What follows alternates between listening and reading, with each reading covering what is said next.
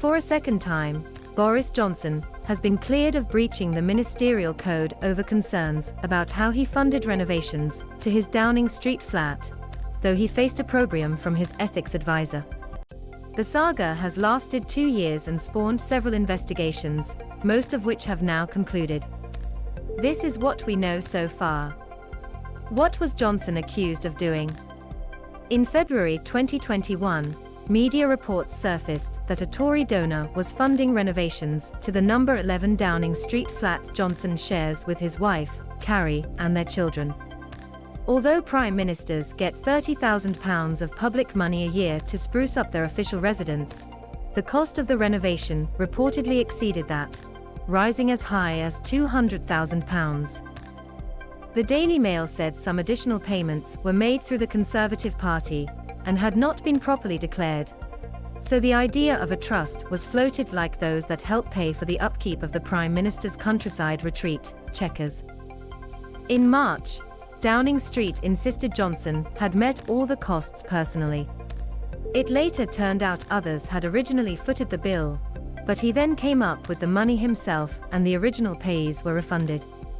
Then in April, a leaked email came to light from a Tory peer, David Brownlow, to the co-chair of the Conservatives Ben Elliott, dated October 2020. Brownlow confirmed he was making a £15,000 donation and another worth £58,000 to cover the payments the party has already made on behalf of the soon-to-be-formed Downing Street Trust. Facing huge pressure, Johnson appointed a new ethics advisor, Christopher Gate, to look into a potential breach of the ministerial code. What did the first investigation find? Lord Gate's inquiry said that to ensure credibility, he had tested the assertions that at no point until the media reports first emerged did Johnson know either the fact or the method of money being paid to cover the refurbishment. Although the work had started almost a year previously, Gate said he had spoken directly to Johnson, and the Prime Minister said he knew nothing about such payments until immediately prior to media reports in February 2021. Gate said Johnson had acted unwisely, but cleared him of breaching the ministerial code. What about the second investigation?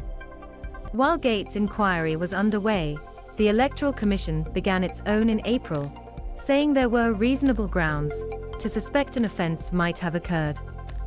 The watchdog published its findings in December 2021, saying the Conservatives had not reported Brownlow's £58,000 donation and fining the party just over £17,000. In its report, the Commission confirmed that as early as the 21st of January 2020, just a month after Johnson's landslide election win, the supplier of the refurbishment provided a detailed proposal to Number 10 about the work. A curious piece of evidence also emerged from the Commission's findings: that Johnson messaged Brownlow on WhatsApp in November 2020 asking him to authorize further, at that stage unspecified, refurbishment works on the residence, and that Brownlow agreed and explained about the concept of the trust.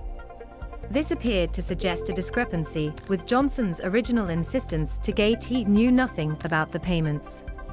What happened then? Unhappy he had not been given a key piece of evidence, Gate spent December exchanging letters with Johnson to find out why, and whether it should alter the findings of his initial report. Gate eventually concluded, in letters released on Thursday, that he still believed Johnson had not broken the ministerial code. If he had, it could have set off a seriously damaging chain of events for the government. Usually, those who break the ministerial code are forced to resign, though Johnson has previously spared a cabinet colleague this fate. The publication of the WhatsApp messages between Johnson and Brownlow, revealing the Prime Minister raised the issue of support for a great exhibition too, while requesting Number 11 funds, means further questions are being asked, however. What could happen next? There could yet be another investigation, launched by the Parliamentary Standards Commissioner, Catherine Stone. She was awaiting the Electoral Commission report, and will also probably have wanted to see Gate's take before deciding whether to launch an inquiry of her own.